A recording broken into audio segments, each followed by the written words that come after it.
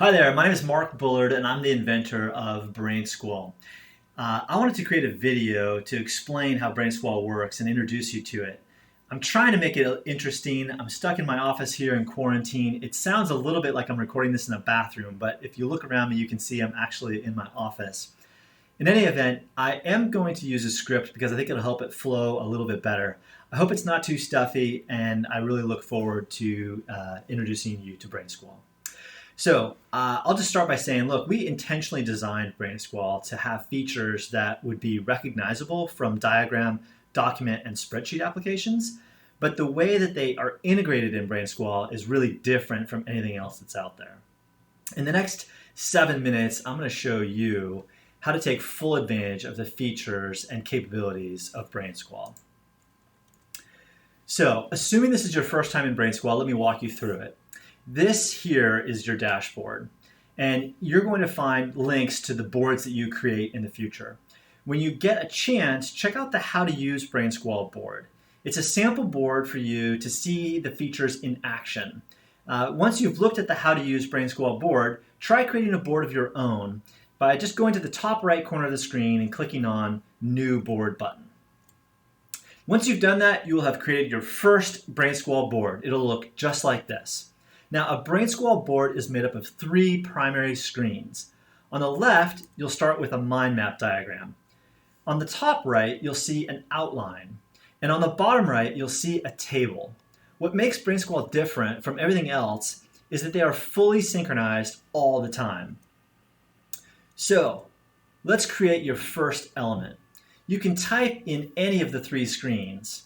But I usually start by building my BrainSquall in the left in the mind map diagram. As you type, you'll notice that it shows up in all 3 places instantly, in the diagram, the outline, and the table. So for the purpose of this demonstration, I'm going to create a very basic capability map of a hotel. Now keep in mind, BrainSquall can be used by virtually anyone for a wide variety of uses. So I'm just showing this as an example to give you an idea of how the basics of BrainSquall work. Now, let's imagine that I'm the CIO of a hotel company, and I want to do an assessment of the hotels in our portfolio. So I want to create a map of the 4 divisions in each hotel. Just click on any of the plus signs to create a new child of this element in any direction. Now, we could put them all at the bottom, but I prefer to put them on each side, kind of all around, radiating away from the center, like a real mind map. Let's put the first one on the right. All we need to do is click the plus sign on the right. Now, F&B stands for food and beverage, and it is a division of the hotel. In BrainSquall, the F&B element is a child of the hotel element. Now, one hint that this element is a child is its indented location in the outline on the top right. The other hint is the number in the top right corner of the element, which is also seen in the outline and in the table below. We call it the PON, or the primary order number. The PON can help you keep track of where you are when a board gets really big, like this. That's not helpful. Classic. But before we get ahead of ourselves, let's create a second child element. You can continue to create additional child elements in the diagram by clicking on any of the plus signs. Or you can click on the child element in the outline and push enter to create another sibling. I'm going to use the plus sign on the top of the element on the left. Now that I've created several child elements, one on each side of the parent, let's create the next generation grandchild element. I can just click on a plus sign on any element to create another child. I'm going to create 3 children for the F&B division of this hotel. Now, most 4-star hotels have a restaurant, a bar, and a catering department. So here's the restaurant. In BrainSquall, we'd say it is a child of F&B and a grandchild of hotel. Now notice that if I create another element with the same plus sign, it drops it right on top of the other element. So I can grab the element by the handle on the left side of the element box and easily move it. Now that we've created a basic organizational chart on the left, let's add some data qualities on the right. Every element represented by a box on the left side of the screen is represented by a row in the table on the right. I just click on the untitled column to type in what I want to collect. Let's capture the name of the responsible manager for each function. And notice that every time I create a new column, BrainSquall makes a space for another one. I can add as many as I need. So let's add more data qualities. Now that we've added a few more data qualities, notice that I can resize the columns to make them fit as appropriate.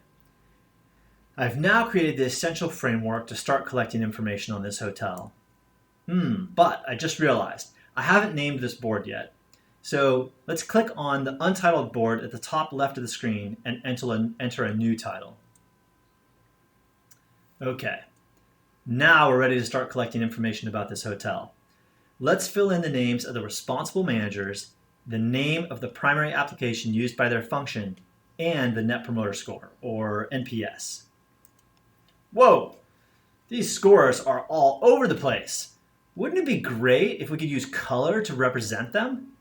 Well, we can. Just click on the Add column, then click Add Color column, and voila. Once the color column is in place, just pick the appropriate color for each element and it will be shown in all three screens. While we were collecting this information, we discovered some news that's important to this project, but it doesn't really fit into any of these fields below. So let's add some notes in the outline. We learned that Gail is new to the sales management role and she hates LlamaSys, the sales management application. She's actively looking for a new system. To add this note, just click on the sales element in the outline. Then push Shift and Enter on your keyboard. Bam! Now we can add some notes. Notice that we can add as many notes as we need. You can put as many lines in there as are necessary. As we gather more information and build a bigger board, it may also be valuable to display additional information on each of the elements in the diagram on the left. So let's do that.